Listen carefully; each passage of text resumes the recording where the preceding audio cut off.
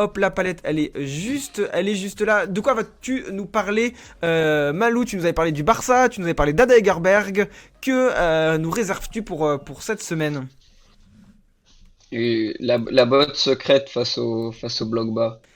Il y a une petite récurrence sur les dernières semaines sur un style de but qui a été marqué, qui a attrapé mon regard.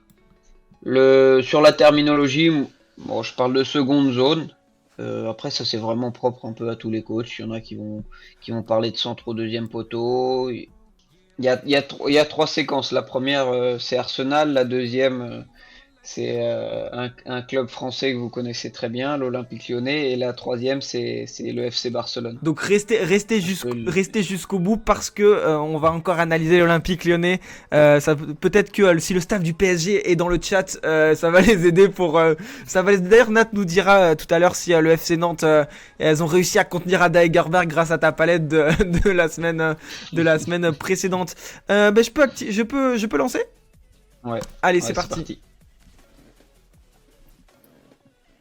Là, vous allez voir, c'est une situation de centre face à un bloc bas. Alors, il y a toujours un temps de préparation. Vous voyez, il y a très peu d'espace et il y a une zone qui est très difficile à défendre. C'est cette zone-là. Un peu seconde zone, second poteau, mais sur des centres en dehors de la surface.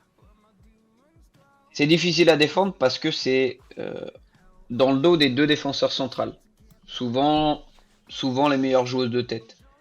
Et sur les prises infos, c'est très difficile sur une course qui vient loin derrière de pouvoir gérer cet espace-là.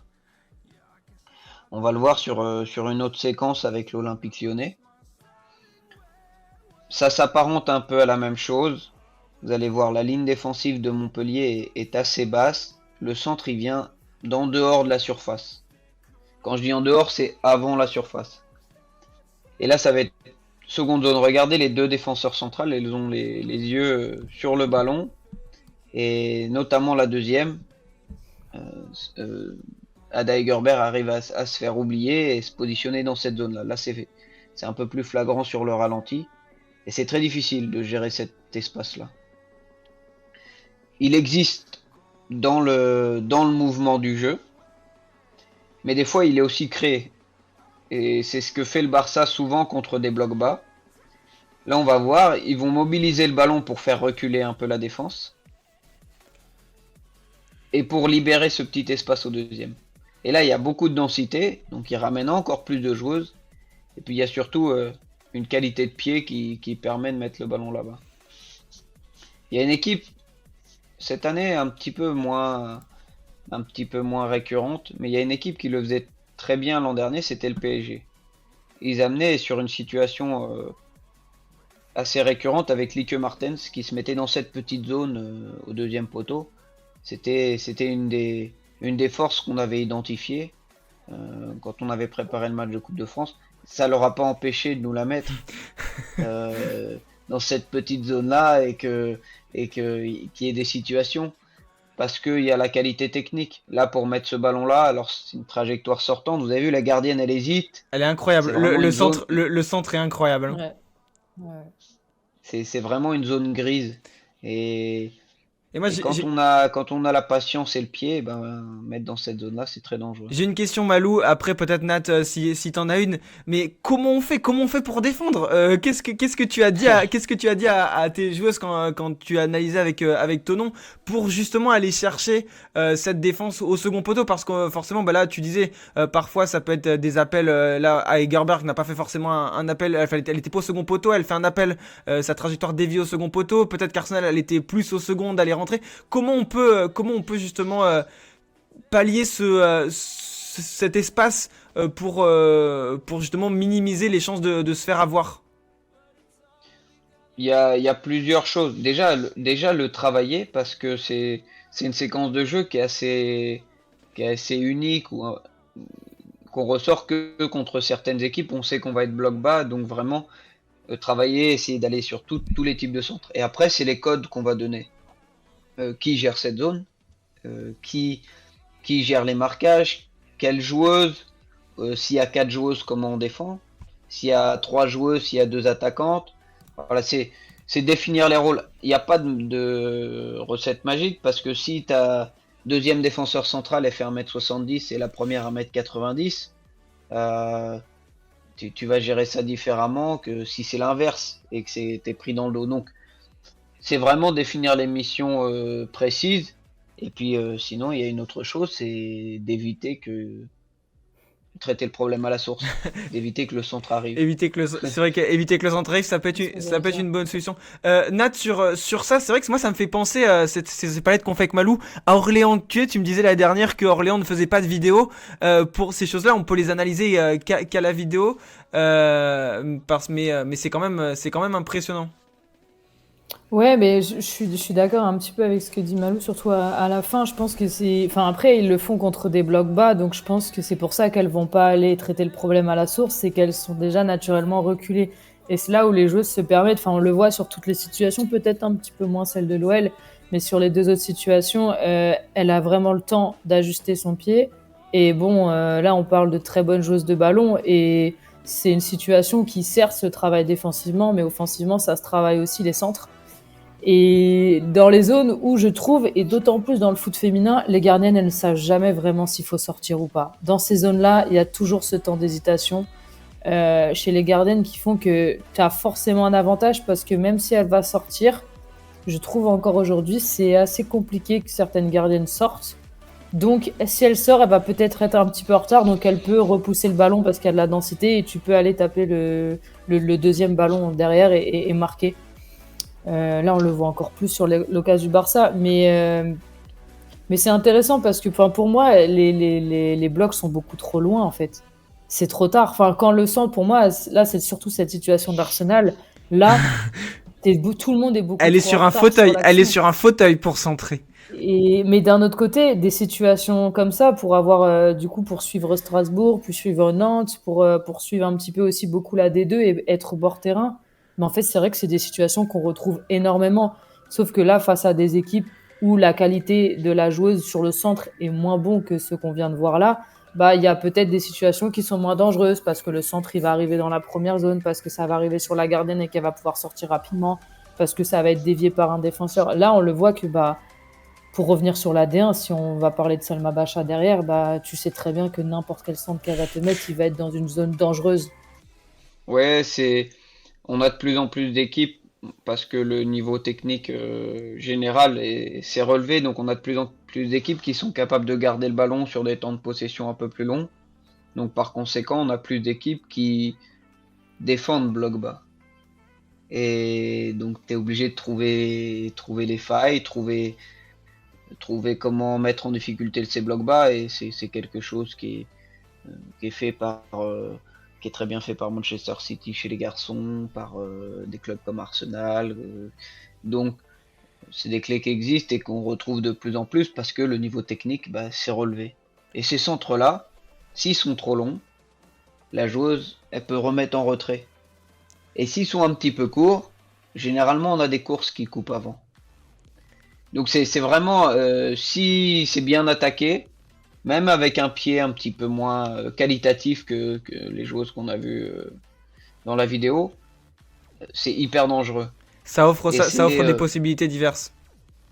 un ballon par-dessus, et là je vais gérer, elle me la met en retrait, je dois réagir, c'est vraiment difficile. Donc, si tu arrives à créer cette situation-là et mettre des ballons dans cette seconde zone, ça, il y a à manger. En tout cas, ça met aussi en valeur les centres. Là, on voit McCabe, Selma Bacha. Tu parlais du PSG. Je pense que Karchaoui est aussi bien doté à ce niveau-là.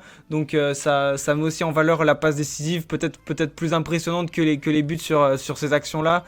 Donc, ça montre un côté très collectif. Mais là, je te coupe Clément, mais là, l'appel de Ada, il est meurtrier.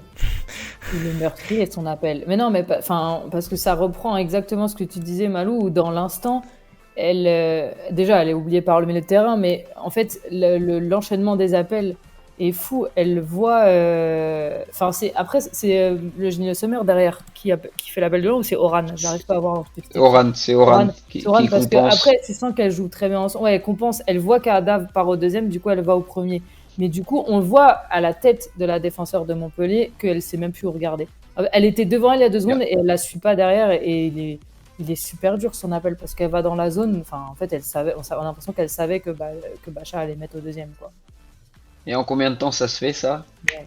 Et du coup, tu passes de je regarde le ballon et il est dans le dos, et le ballon est déjà passé au-dessus de toi, et puis après le pied de Bacha plus Ada Garber, je pense que ça suffit déjà à créer des situations dangereuses. Donc non, enfin pour moi l'appel il est meurtrier, mais c'est fou que sans se regarder, sans se parler ou quoi que ce soit, Bacha mette directement le ballon au deuxième poteau, alors que la joueuse seule dans la surface, elle fait pas du tout l'appel au deuxième poteau. Ça, c'est impressionnant. D'ailleurs, Malou, ça me disait, est-ce que il y a d'autres clubs ou sélections, est-ce que par exemple à Haïti vous utilisez des drones ou des outils comme ça pour analyser c'est vrai que là on a des images de plus haut parce que bon la diff on sait qu'en D1 les caméras sont souvent un peu plus hautes, mais est-ce qu'il y a de plus en plus de moyens technologiques je sais qu'en en D2 c'est pas forcément facile d'avoir tout le temps de la vidéo déjà, donc voilà, mais est-ce que ça peut aussi aider à analyser, à mettre en place ce genre de choses, parce que pour finir aussi on en parlait avec Nat de tes analyses, et c'est vrai il y a beaucoup de joueurs qui sont preneurs aussi de ces petits éléments tactiques pour s'améliorer et pour essayer aussi de comprendre ce qu'elles peuvent mieux faire, ce qu'elles peuvent moins bien faire. C'est précieux en fait. Ouais, la vidéo, je trouve que c'est ce qu'il y a de plus parlant. On peut pas mentir avec des images. On peut pas dire non, non, non, j'étais dans la bonne zone. Ou ah ouais, j'ai loupé ma passe un peu. Bah, non, ta passe est bonne.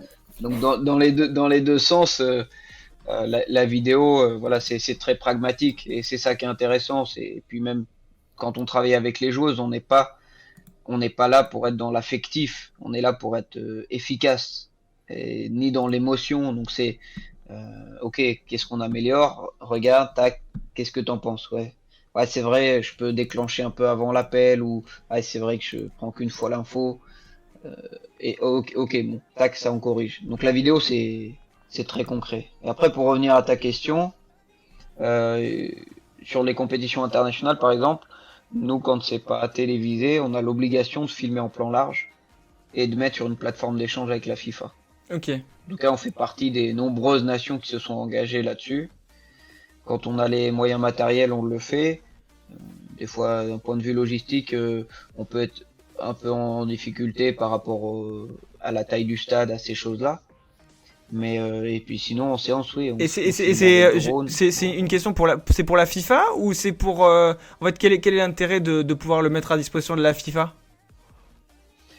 Bah, c'est un échange donnant-donnant. En fait, on a l'accès à cette plateforme avec tous les matchs, mais nous, notre part du contrat, c'est de transmettre les matchs. C'est pour, Donc tu peux voir les c'est- matchs des autres nations, c'est ça?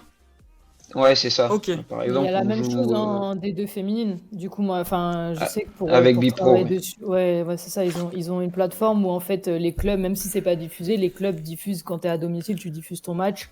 Et en fait, ils se doivent de mettre le match sur cette plateforme. Et comme ça, Orléans ou Strasbourg-Nantes, avant de jouer Montauban, ils voient les matchs de Montauban de la saison, en fait.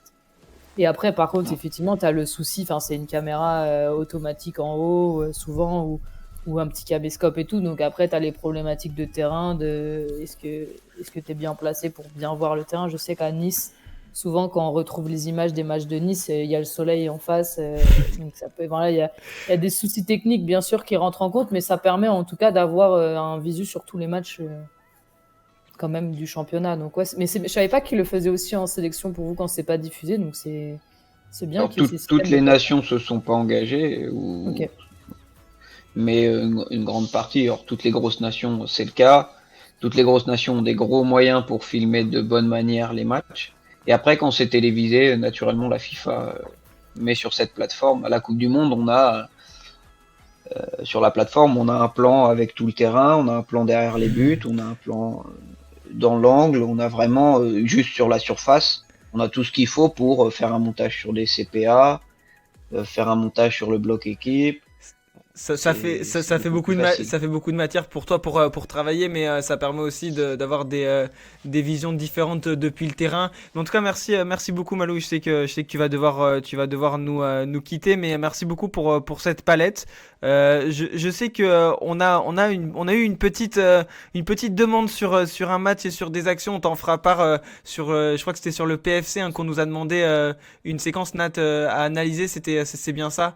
On verra si tu as le temps et si on t'en Et si tu reparle. trouves quelque chose à analyser, parce que peut-être tu C'est vas vrai. dire, vous êtes gentil, mais il n'y a rien à analyser dans cette situation-là. Non, non, parce que justement, bah, on voit beaucoup le PFC, mais on a noté aussi cette grosse différence entre le début de saison et maintenant où elles ont perdu complètement leur efficacité offensive.